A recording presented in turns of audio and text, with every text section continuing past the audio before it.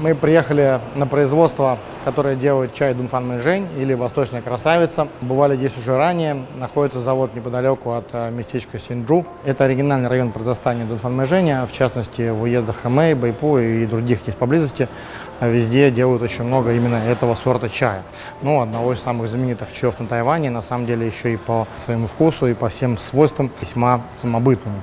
Как мы уже ранее рассказывали тоже из фильмов, которые снимали опять-таки на этой фабрике и на других, чай этот интересен тем, что в процессе его производства так участвует маленький такой кузнечик Фучэньзы, который, надгрызая листики, начинают их ферментацию еще до начала сбора. А здесь сейчас мы заставили несколько стадий производства, так как полностью все стадии производства Дунфан Мэйжэня занимают несколько часов, и это 10 разных стадий. Здесь сейчас можно увидеть только подсушивающийся чай на подносах. Потом сейчас вот там вот молодой человек, он занимается обработкой хунган, уже смятого чая. Это предпоследняя стадия обработки чая. Здесь сейчас чай уже полностью прошедший сушку. Сушка производится вот на этом станке на газу. Такие станки для хунгана бывают самые разные. Бывает, что они работают на дровах. Это считается одним из самых лучших вариантов. Бывает, что на электричестве, бывает, что на газу. Но на электричестве на самом деле очень мало. В основном либо газ, либо дрова, либо угли. Вот здесь конкретно используется газ, потому что дров на Тайване не так много, ну и опять-таки тоже некое мнение у каждого производителя свое. Кто-то говорит, что это там экономия, кто-то считает, что наоборот там, дрова придают не тот аромат Дунфан Мэйжэню, и поэтому на газу даже как бы лучше.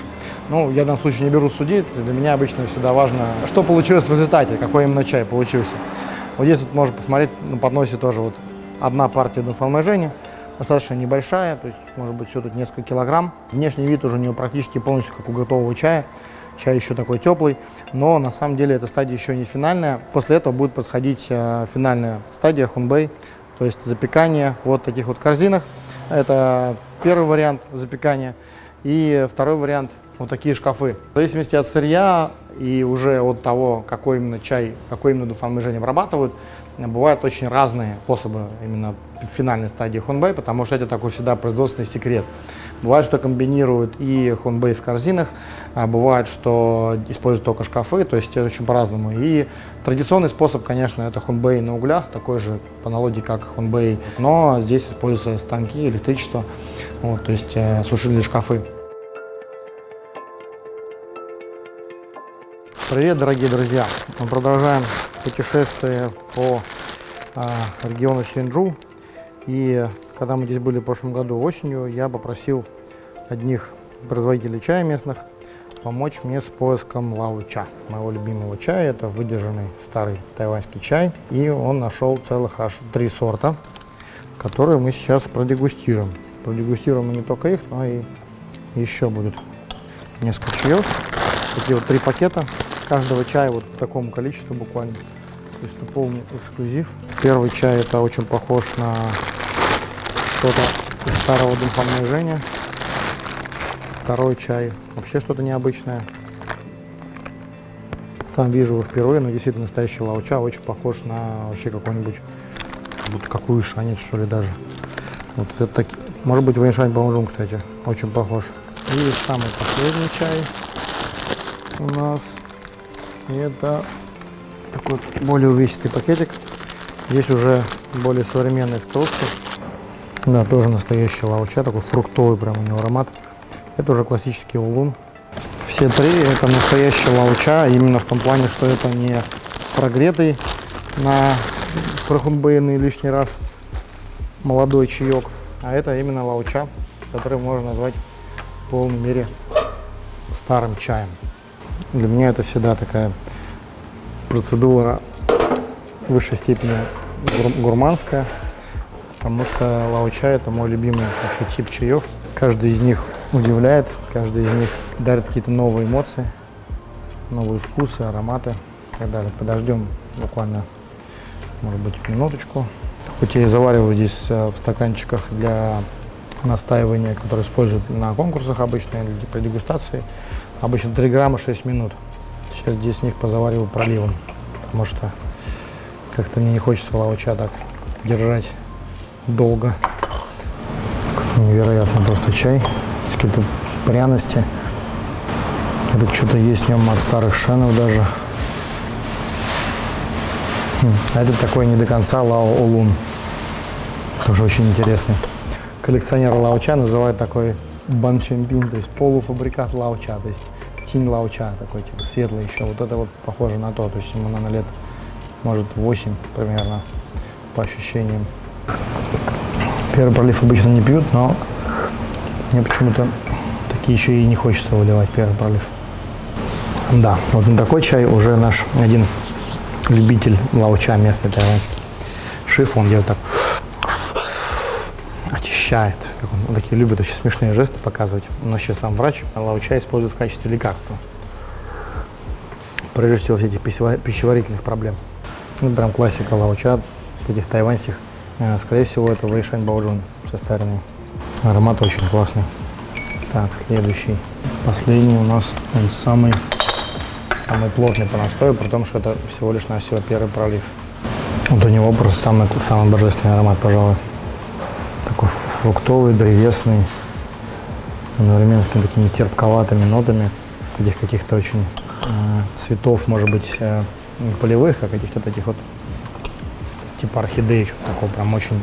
Мне этот чай напомнил аромат иланга-иланга, местного цветка, который распространен на Тайване. Его часто даже используют в рекламных проспектах Тайваня, потому что он имеет такой просто очень мощный аромат, который невозможно ничем перебить, он даже когда засыхает, пахнет. Вот, что-то от него есть в этом чае. Так, сейчас будем делать второй пролив. Но сначала я попробую третий чай.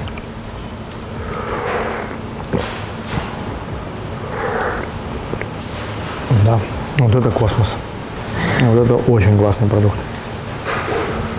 В нем что-то есть от выдержанных гуандунцев, причем хороших. Блин, как будто до сахара вообще положили. Настолько он сладкий, фруктовый, нежный, очень крутой.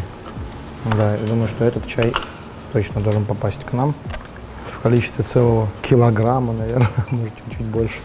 Есть недостаток хороших лаоча, то что их всех вот столько. Вот. Как вам партия чая, да, вот, 1,5 кило.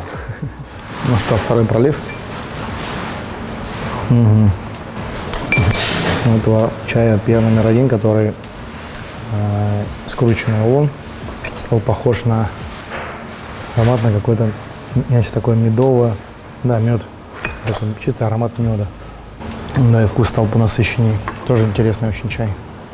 Продолжаем дегустировать. Дегустируем мы сейчас второй чаек. Вот у него прям типичный аромат такого вот хорошего, выдержанного шена с большим количеством почек. Причем, но это совсем не шен по вкусу. Аромат что-то есть от старого шена, но вот за это именно я люблю лаоча, потому что каждый раз ты просто удивляешься. Ну, сколько там, не пей их, там 100, 200, 1000 сортов, всегда будет какое-то нечто. Даже не понимаю, что в этих случаях надо ли делать третий пролив или нет. Но я отважусь и сделаю. Ну что, дегустируем третий пролив. Аромат очень стойкий и просто еще более раскрывшийся, тот же самый, который был. Да, прям типичный шен по аромату, просто удивительно. Последний чай просто какой-то уносящий, причем настолько, что этот аромат его просто, не знаю, вдыхать и не можешь остановиться. Я думаю, с этими лаоча все понятно. Сейчас мы немножечко придем в себя и продолжим дегустацию еще других сортов чая. Продолжаем дегустацию и продолжаем мы ее с чая, который называется «Восточная красавица» или Дунфан Мэйжэнь, один из ключевых чаев региона Синджу. И даже, пожалуй, ключевой, чего уж там скромничать. И мы сейчас его заварим 3 разных вида этого года. Это весенний чай у нас. Он продолжает активно производиться и сейчас, как мы только что видели. То есть этот чай делается обычно в жаркое время года.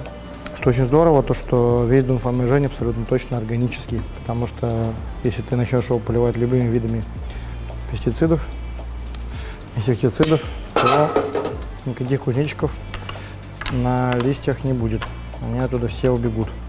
Вот поэтому необходимо делать чай органики. У нас 3 номера, надо просто номера завода, 8, 12 и 17 номер. 3 разных Дунфан Мэйжэня. Да, но все имеют классический аромат.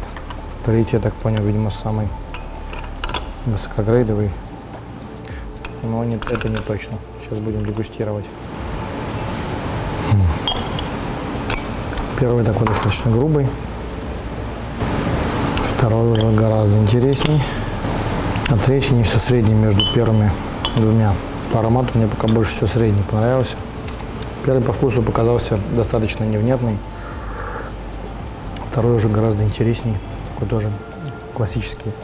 Такой Дунфан Мэйжэня. И аромат тоже классический для него. Ну, такой медовый, обволакивающий. В первом проливе чай еще не до конца раскрылся. В третьем, мне кажется, да, нечто среднее между первым и вторым.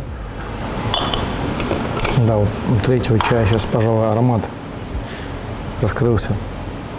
Но второй прям более яркий, цветочный. А третий более сдержанный, но чуть более глубже, как будто, мне кажется.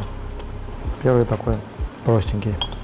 Он у него по внешнему виду тоже, когда на лист смотрел, он был достаточно простой.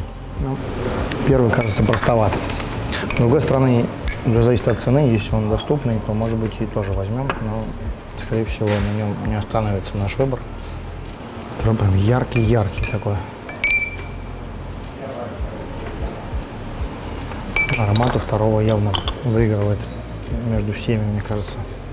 Мне показался второй самый богатый по вкусу, потому что у него цветы и какой-то он такой вот обволакивающий, и мед тоже есть.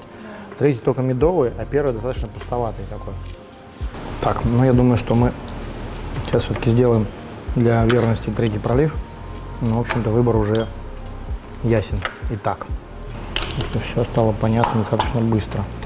Вот тут такой промежуточный вариант заваривания. Это и не пролив, и не настаивание. То есть я делаю проливы, но все проливы немножечко дольше, чем обычные проливы, потому что чай я положил не очень много, но чуть-чуть больше, чем нужно для того, чтобы настаивать его 6 минут. Пробуем еще раз первый. Сейчас чай поставил достаточно долго. Да, он ничего особенного не дал. Аромат слабый, вкус присутствует. Такой обычный, очень доступный Дунфан Мэйжэнь из такой бюджетной категории по вкусу. Не знаю, как по цене, но точно не наш выбор. Второй очень плотный. Сейчас крепко достаточно заварилась, потому что долго держал третий пролив специально. Так, ну и третий. Третий, кстати, хорош. Стал гармоничен. Когда долго подержался, он такой вот очень ровный. Второй прям мощный. Третий просто ровный такой медовый вкус у него. Мне кажется, он тоже может понравиться кому-то. На этом, я думаю, завершим дегустацию Дунфан Мэйжэня. Нам еще предстоит попробовать еще вот такие интересные сорта. И пока нам нужен перерыв. И нашим рецепторам тоже.